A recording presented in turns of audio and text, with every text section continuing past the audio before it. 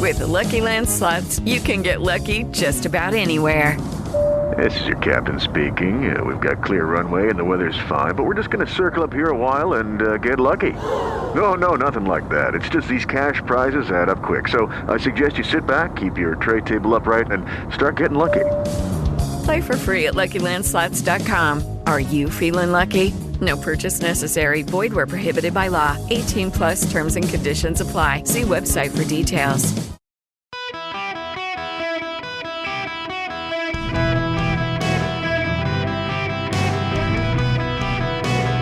Welcome to the Eric Erickson Show podcast, Hour 1. Hello, America. Welcome. It is Eric Erickson here, the Eric Erickson Show across the nation. The phone number, 877-973-7425. I forget the lady who emailed me this morning, but she says, I kind of like it when you give out the number, but don't actually take phone calls.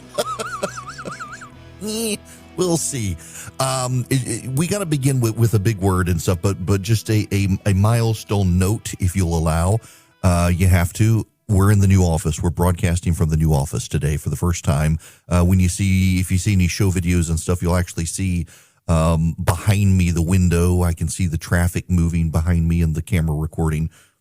We still got some logistics to work out on sound and lighting and video and stuff. But Philip, who started working for me out of college, this is his first day in an office ever to work. And for me, it's been about 20 years since I've actually been regularly working in an office. And it's kind of nice. I'm in the building where I practice law, so it feels somewhat like a homecoming. Now, to begin, we got to talk, unfortunately, about the tragedy in Memphis. So I want to introduce you to a big word. I've used this word before, but it's a word you need to understand and process, and it's called cosmogony. You know, it's from Greek. You know, cosmos is the universe. Cosmonaut was the Soviet astronaut. Cosmogony is the theory of the creation of everything. One of the most famous cosmogonies is found in Genesis 1. It's Moses, a prince of Egypt, telling essentially the Egyptian world that they were wrong. Here's this prince of Egypt saying, actually, there is one God, not many, and he spoke the world into being. He spoke all of creation into being. That is the Judeo-Christian cosmogony. Is God said, let there be light, and there was light, and God created all things, and on the sixth day created man, and on the seventh day he rested. That's the Judeo-Christian cosmogony. The Greeks believed that Mother Earth and Father Universe together essentially had romantic engagements and created all things. The Egyptians that Moses was speaking into believed there was Ra, and that Ra, for polite radio company, sexually satisfied himself, and the emissions thereof became all the gods. Yeah, real gross stuff. All those stars you see were what he emitted when he pleased himself, and they're all actually gods. A very, very odd cosmogony, and here comes Moses into that and says, actually, there's only one God, and he created the moon and the stars, and they're objects not to be worshipped. They're not gods, which at the time was unique in all the world, that there was this one monotheistic religion where the moon and the sun were not objects of worship, just objects. That gets me to, you have to understand that construct, because you've got the Greek mythological cosmogony, you have the Judeo-Christian cosmogony, you have a Hindu cosmogony, you have all these cosmogonies. And what we're watching right now in the world play out is a secular cosmogony. Let me give you, it's going to sound very familiar. There was an Eden, and the Eden was noble, pure, and good. And then one day, in 1619, slavery was brought into the Eden. And the Eden began to deteriorate.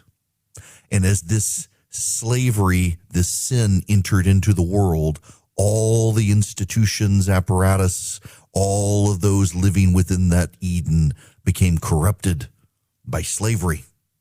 This is the cosmogony of Nicole Hannah-Jones and of the secular left. And it is from that cosmogony that they get the idea that Tyre Nichols was killed because of white supremacy. This is them creating their secular religion in real time, and their adherents, those who have said that Tyre Nichols was killed because of racism or white supremacy, have bought into this religion, into this idea of white supremacy is the original sin, where instead of Adam and Eve eating of the apple of the tree of the knowledge of good and evil and being cast out, it is slavery came into Eden and polluted the Eden, and all of us now are systemically polluted by this sin of slavery. This is how the secularists are explaining things. The problem with this worldview is it starts to break down, does it not? If we don't know this, but just what if there's some sort of a personal animosity? If Tyre Nichols knew one of these police officers, if one of those police officers hated him for some reason, we don't know. It's not in contention. But if it did, then suddenly white supremacy no longer makes sense. The Judeo-Christian worldview of sin entering the world still makes perfect sense. You don't have to rearrange your entire worldview if that's the case, because sinners acting in sin and hate to someone else, it's perfectly consistent. But with the secular worldview, they're still going to have to work these things out and figure it out if the story actually changes in some regard like that. So what actually happened here was awful. I did not watch the video. I told you I would not watch the video. Did not want to watch the video. I didn't watch the video, but I read what happened and unfortunately stumbled across some of the pictures. These 5 police officers held his hands down and demanded he raise his hands to surrender. And since he was not raising his hands to surrender because he could not, they beat him, they punched him, they hit him. Ultimately, they killed him. They murdered Tyre Nichols. And the presumption of the left immediately running out is that, well, it's white supremacy. It's white supremacy. White supremacy did this. Mayor Eric Adams, New York City. But I think race is still on the table. When a culture of policing historically has treated those from different groups differently, even when the individuals are from that same group, that culture can still exist. And we have to zero in on it, being honest about it, and making sure that we properly train police for the realities of the cities that they are policing in. We have to be honest. Racism was involved. To a lot of people, this makes no sense, black officers on a black person. But if you understand the cosmogony of the left now, slavery entered into this new world. It polluted and corrupted all the institutions. The United States was formed out of that original sin. It's the language a lot of people use. Our original sin as a nation was slavery. We haven't gotten rid of it. It's now woven within the fabric of society, including the police. What's going on here is this intersectional idea of justice derived from their left-wing cosmogony. This intersectional idea of justice, just so you understand this, there are 2 classes of people. There is the oppressor and the oppressed. The oppressor and the oppressed are based on an intersectional category that presumes power. So the height of power and privilege, the key word here, privilege, is white, male, heterosexual, in the left's language, cisgendered, meaning his sex and gender align. He tends to be Christian and have no disability. So if you are white, male, heterosexual, Christian, man with no disability, you are the height of privilege and power in this country. You are the oppressor. So if you are a young black man, you are the oppressed. And what the left's cosmogony says, and their secular pagan religion now teaches us, is that for black police officers to treat Tyre Nichols this way in a system that is based on white supremacy, these black men are acting out their own oppression against one of their own class. So these black men are essentially taking out their own oppression on Tyre Nichols. This explains, for example, why, remember, in the height of the outrage over Asian American violence, it turned out that a majority of the violence was done by white men. You had a University of Colorado at Boulder professor pen a piece saying that actually it's white supremacy. that because these black men are oppressed in a society of white supremacy, they act out their anger and their oppression on other oppressed people to try to elevate themselves into the class of white people, which is the oppressor. They become the thing they hate, and it's just them reacting because of the sin of white supremacy. This is a religious argument that these people are making and have embraced. And because it's a by faith religious argument, you can't actually dissuade them from it with reason, with rationality. They will not actually embrace the idea that they're wrong because it is a religious worldview for them to believe this. To look at 5 black police officers beating and killing Tyre Nichols and saying it's white supremacy and racism is a by faith, not rational belief. Really, the only way around it is to laugh at them for the absurdity of their religion. And it is a religious belief. When you get rid of it, you clean the slate, and you look at a rational, reasonable person, you see 5 individuals who were bad and abused their positions. They were sworn to serve and protect, and they did not do either. They used their positions to abuse and kill a young man. And that young man cannot be brought back by any of us. But what we can do is we can use our system of justice that the left says is interwoven with white supremacy, and we can derive some sense of justice, retribution for the killers, and see the system work. And you should note the system is working. I've already seen contrarians out there saying, oh, well, you know, had he not fled from the police, he would have been beaten. How do you know? It's plausible, but how do you know? Look at how badly they beat him. Maybe he fled from them because he knew they were about to beat him and he was trying to save his life. How do you know? How can you, the contrarian, say something like that? You really can't. You just want to be contrarian blankety blank.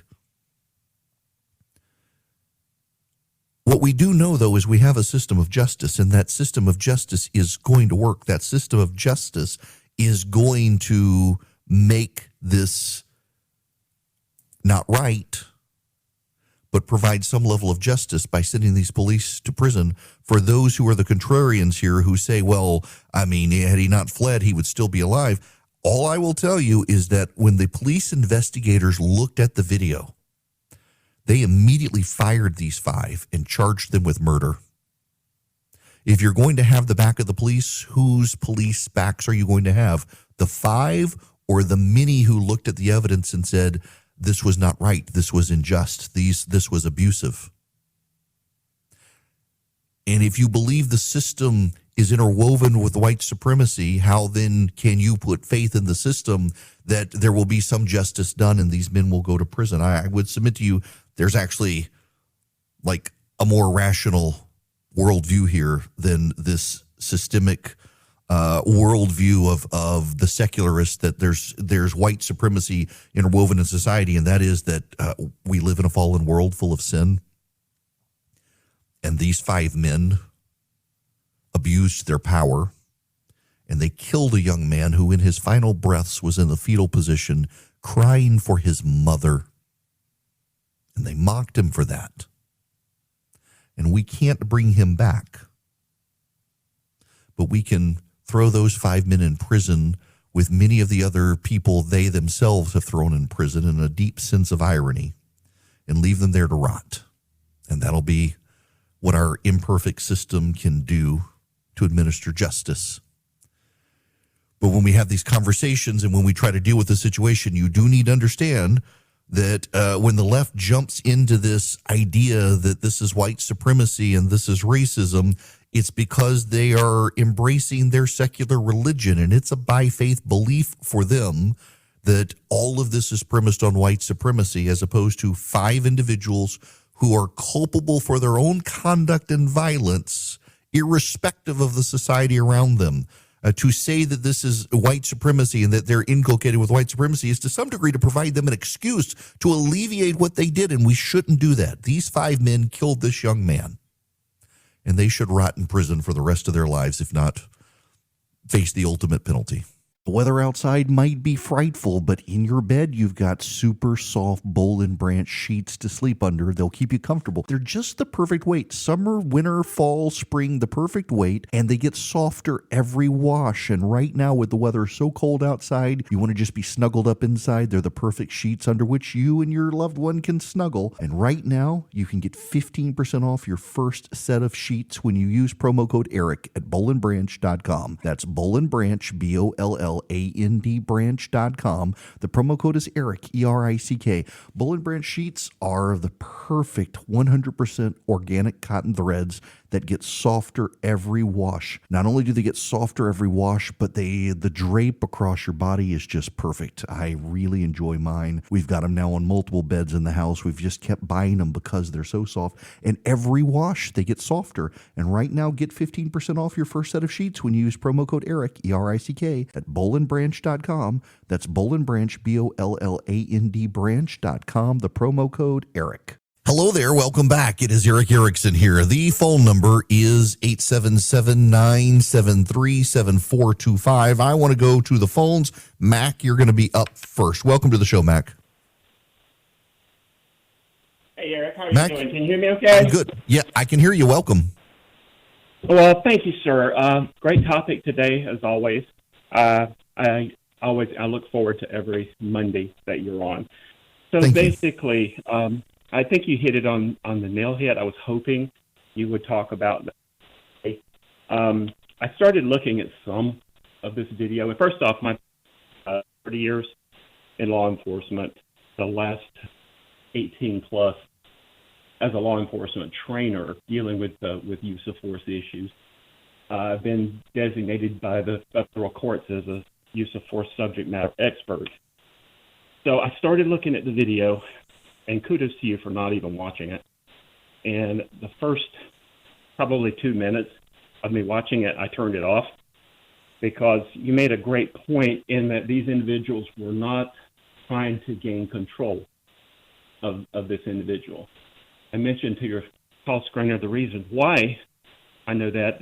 There were at least 4 to 5 situations where they could have put handcuffs on the individual, gained compliance, and stood him up off the ground. Mm-hmm. At no point were they even attempting to do that. So my opinion is they were intending to do exactly what they did and not arrest this individual.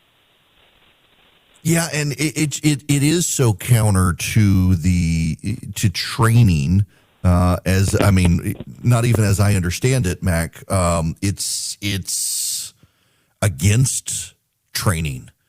I mean, you're supposed to get the person in a position where you can't handcuff them if you need to handcuff them to restrain them. They were holding his hands down and telling him he needed to raise his hands to surrender. They were holding his hands down. Now, I said I didn't watch the video, but I did read that, and I think it was the New York Times excerpted that clip so you could see it in. I mean, they're punching the kid. Two of them are holding his hands down. One of them, they're screaming at him to raise his hands, and they're punching him. And that's not training. That goes beyond training. There was something. I mean, there was just real evil there that happened. Certainly not white supremacy either, given the dynamics. Gosh, it was just awful. I do not recommend you watch the video. I really don't. When we come back, we're going to move on, though, to other things, including the president, a former president, has decided to start attacking Ron DeSantis on the campaign trail. What's so interesting about the attacks he's making, I mean, you won't be surprised by this, is he's leaving some things out of the record, but not just leaving things out of the record, he's also ignoring some key points. Like, for example, he's claiming Ron DeSantis shut beaches down in Florida, which isn't actually true at all. He did not shut beaches. Some local counties did, and he fought them to reopen them. And when he fought to reopen schools, President Trump fought him to keep them closed. This is going to be part of the problem as President Trump tries to make a reelection bid in 2024, the COVID record. Hello there. It is Eric Erickson here across the nation. The phone number is 877-973-7425. If you want to be on the program, more than welcome to call in. So the former president, Donald John Trump, is crisscrossing the nation now. So Donald Trump went to, I think, New Hampshire. He went to South Carolina. He's making his way around the country in his presidential bid, and he's begun to take shots at Ron DeSantis on the campaign trail. Clearly knows that DeSantis is probably the biggest threat to him for his own coalition of voters. What I thought was so interesting, though, is that President Trump attacked Ron DeSantis for having closed beaches in Florida, among other things, which isn't actually true. I mean, if you remember the actual history, DeSantis was getting assailed for refusing to close beaches, and the media was running those salacious stories of packed beaches in Florida. Local governments in Florida, including Duval County, the Jacksonville area, and a few others, they began to close beaches, and DeSantis fought them to get them to reopen their beaches. But it was local governments that did it, not DeSantis. DeSantis fought him on this.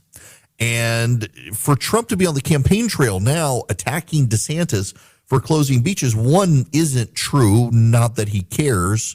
But what is actually true is that DeSantis decided to reopen schools in Florida, and Donald Trump attacked him for reopening schools in Florida. That's one of the notable bits here that people forget is DeSantis decided to reopen schools, and Donald Trump attacked DeSantis for reopening the schools in Florida.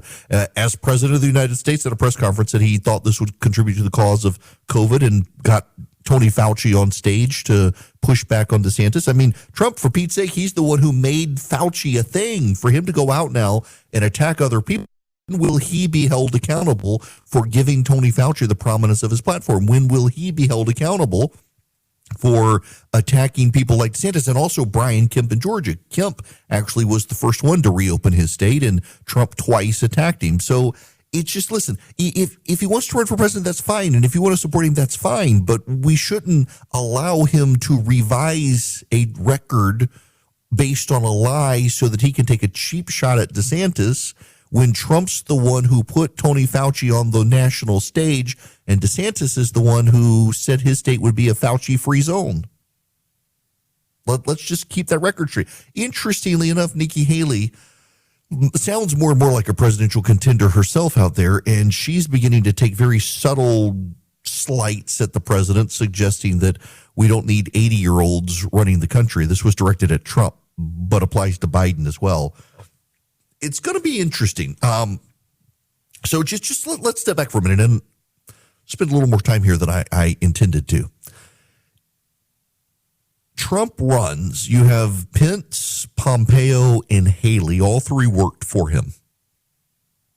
And all three seem to wish to run, and in so running, seem to be saying that they should be the, I guess, heirs of the Trump legacy.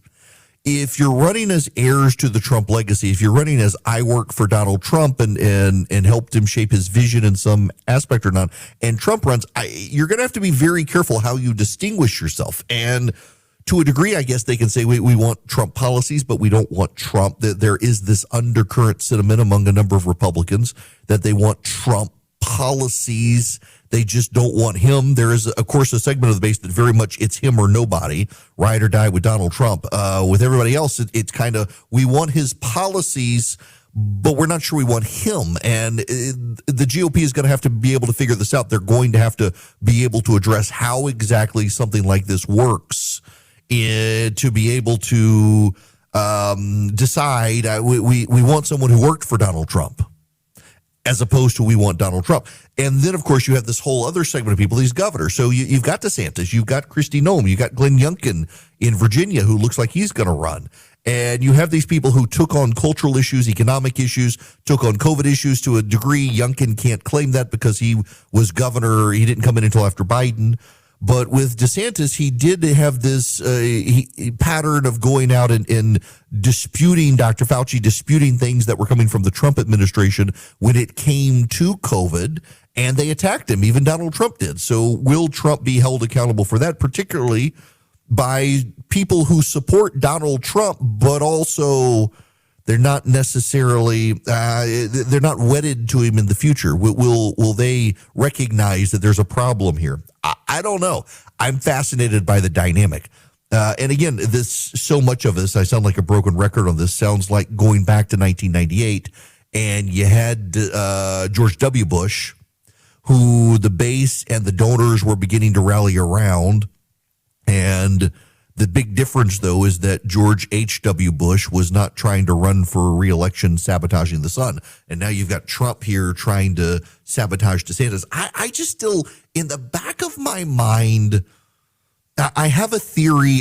Maybe it'll hold up or not. I don't know, but Trump is having big dollar donor troubles. And I know he's having big dollar donor troubles because I talked to some of these big dollar donors, and they are very hesitant to get on board with Trump. Now, that being said, in 2016, Trump also had big dollar donor problems, but he had a massive pool of small dollar donors who were willing to help him. He doesn't have as many small dollar donors willing to help him this time. Some of them feel burned because he raised like $150 million in 2022 for the midterms and then refused to spend it on any of those candidates. And a lot of the small dollar donors are a little bit angry that he didn't spend a lot of his money. I shouldn't say he didn't spend any, but he didn't spend a lot. I mean, he raised $150 million and spent maybe 25 of that.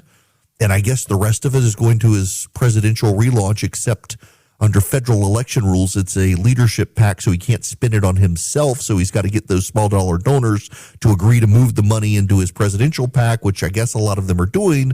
But then with the recession coming, he can't rely on small dollar donors as much, can he? So he needs the big donors, and the big donors are a little bit hesitant. I've talked to some of them, and I was surprised to see today, as a matter of fact, there was a piece on DeSantis and who is in his corner. He's got the the big billionaire out of Chicago on his side, who's a conservative, and then it looks like you've got Sheldon Adelson's wife. Sheldon Adelson, of course, was the owner of the Sands Corporation. He owned the Venetian Palazzo in Las Vegas, a number of casinos around the world, big supporter of Israel, big conservative Republican donor. His wife, after Sheldon died, said she was going to sit on the sidelines. But apparently she has been wooed by the DeSantis people, and so you got her money in. You've got the other billionaires' money in. Oh, it's going to drive me crazy. It's like I wanted to tell you his name, and the moment I decided I needed to tell you his name, I forgot his name. That's just the way it works. But you've got several of these guys. Now, correspondingly, Glenn Youngkin has a number of these billionaire donors himself. The Glenn Youngkin donors don't necessarily like culture warrior DeSantis. They want kind of more perceived to be moderate. Youngkin's not necessarily moderate, but he's perceived to be that way. He hasn't been an iconoclast, I guess, for lack of a better word, than DeSantis has been.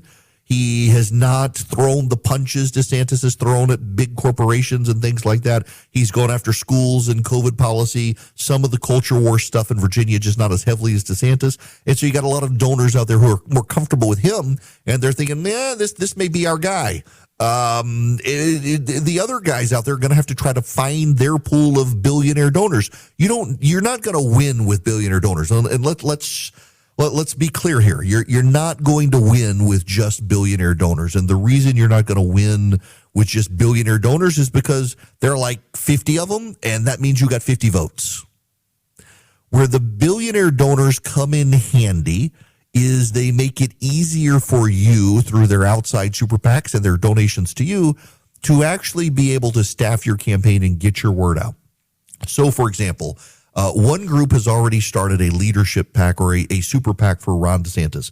The whole goal of the super PAC is to run ads. They're already running ads in Iowa. We are a year from the Iowa caucus. They're already running ads in Iowa. Now, that being said, this group has been criticized by a lot of people, myself included, for starting too soon and wasting money on DeSantis. But they've started. Haley has an outside organization. She has been moving around the country doing a lot of campaign events for others. She's been able to fund a lot of these things through her own leadership pack. She has a donor base. Mike Pence, of course, has a big donor base. Glenn Youngkin has his own donor base. What's so interesting here is a lot of these people had been Donald Trump's donor base. So as they pull away from Donald Trump and go to these other people, he's got to either grab a hold of a growing number of small dollar donors, or he's got to grab hold of new major donors, because Trump tends to not want to spend his own money.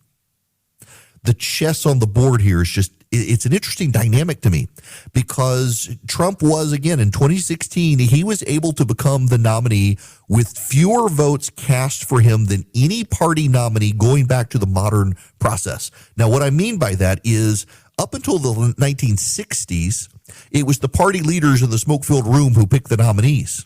The late 1960s, it became much more egalitarian, and you actually had primaries in all 50 states. Some states had adopted the primary system. Some of them, it was still the party leaders. By the late 60s, all of the states were having primaries.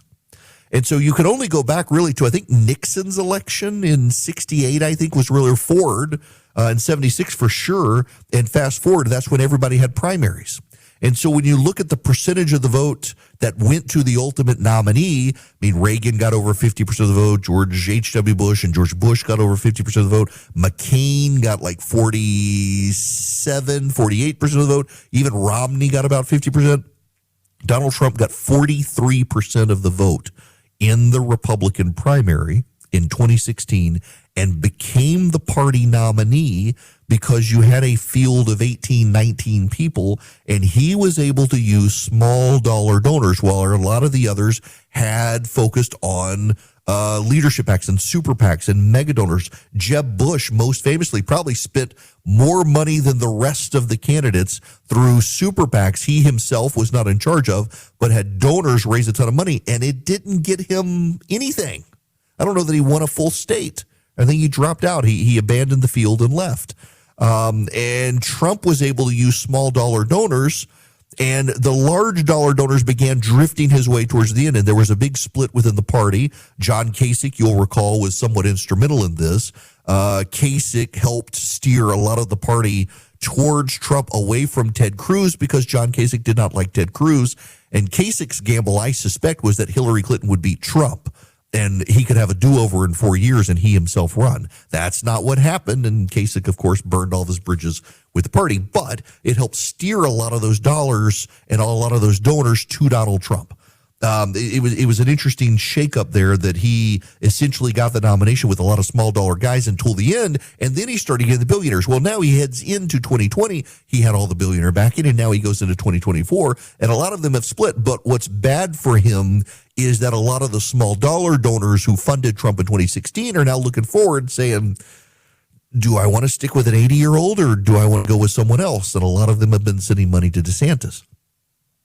All of that goes full circle to he's begun these attacks on DeSantis, trying to soften DeSantis up with those small dollar donors who went towards DeSantis. The problem is that when he's going to make an attack on DeSantis like he shut down beaches, which is not true, the DeSantis team could push back strongly and say, one, that's not true, and two, when we opened schools, you attacked us for doing so. This is a Trump vulnerability he's going to have to figure out a way around, particularly when so much of the Republican base is still highly antagonistic to a lot of the stuff the country went through with COVID, from lockdowns and all that started in the Trump administration. This will be a reality Trump has not had to navigate before, with attacks based on what he did while he was president from the right. Brave new world for Donald Trump. Now, speaking of conservatives and conservative causes, I like Patriot Mobile. In fact, I'm in my new office today, and I've got my Patriot Mobile cell phone, and I've got 5 bars. And with my other phone, I have 2 bars. So there you go, on signal strength. So if you go to Patriot Mobile, you can get Patriot Mobile as your cell phone provider. They are a cell phone provider, and they actually do a great job giving you guaranteed great service. You go to patriotmobile.com/Eric today, patriotmobile.com/Eric, or you could call them 972-PATRIOT, 972-PATRIOT. Tell them I sent you. You get free activation, and here's what's cool. you do take business to Patriot Mobile. You can take your existing cell phone or get a phone number or get a new cell phone number from them. And as they grow their profits. And with their profits, they fund the conservative movement. So the Second Amendment, the pro-life movement, the conservative movement in general, Patriot Mobile takes their profits and they fund those causes. But they need your business in order to grow their profits, to grow the causes you care about. So go to patriotmobile.com/Eric today or call them 972-PATRIOT. Don't forget to sign up to the email. If you text data to 33777, you too can sign up for the email and proceed from there. Text data to 33777. All right, so there's a piece in Arizona Central in their newspaper out there by John Gabriel, who I know, and this is a great piece. This is the headline. Why is it a travesty when Ducey buses immigrants, but not when Hobbs does it? In other words, Greg Abbott in Texas, Doug Ducey in Arizona, Ron DeSantis in Florida, they've all bussed illegal immigrants to northern states. They bust them to Illinois, they bust them to New York, they bust them to Washington, D.C., Massachusetts, and the media went hysterically outraged by it. The media went nuts because these Republican governors did this. Democratic governors are busing illegal immigrants to New York, to Chicago, to Washington, D.C. Katie Hobbs, the new governor of Arizona, said she's going to do it. Jared Polis from Colorado has done this. You have Democratic governors busing illegal aliens to other states, and the media has been remarkably quiet. But when Ron DeSantis, Greg Abbott, Doug Ducey do it, absolute outrage. This is John Gabriel, this article. I disagree with several policies proposed by Arizona's new governor, but must give credit for one she mentioned at a press conference last week. Katie Hobbs will continue Governor Doug Ducey's policy of moving migrants from our strapped border communities to other parts of the country. The only change Hobbs made was adding an air travel option when it had previously only been by buses. So the question is, when Republicans do it, it's controversial and mean. Katie Hobbs hasn't gotten a lot of criticism. Is it because she has a D next to her name? Jared Polis, Governor of Colorado, he's doing it. No major media reaction. Why exactly is there no major media hysteria other than the letter next to their name? This is part of the problem we're dealing with now as a country. More and more people are realizing the media has a dog in the fight. Their dog is on the left. They're yellow dog Democrats, and they will be hysterical, scream, and complain when Republicans do something, and they will not they won't engage in the hysterics when Democrats do the same thing. It is a double standard. It is a clear double standard here. Now, we're used to the double standard. We should expect the double standard, but we should also highlight the double standard so people understand it when they see it. That these Democratic governors can do this and get the pass, that Republican governors, when they do it, you get national media outrage for something they're okay with otherwise. This double standard, it's got to be called out. And again, we're not going to get rid of the double standard. We will never get rid of the double standard. The media is going to play for the left and probably escalate their playing for the left over time.